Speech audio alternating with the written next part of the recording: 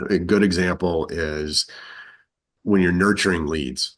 A lot of CRMs now have AI nurturing. So it can automatically send a text message. It can Mm. automatically respond to a question from a potential customer. It can automatically do all these things.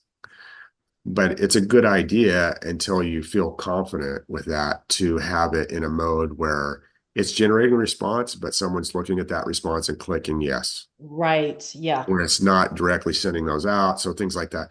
So there's just a lot of places where you still need to keep your hands on the wheel.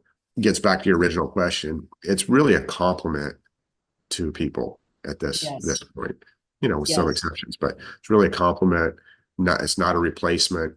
It turbocharges people is what Right. you know.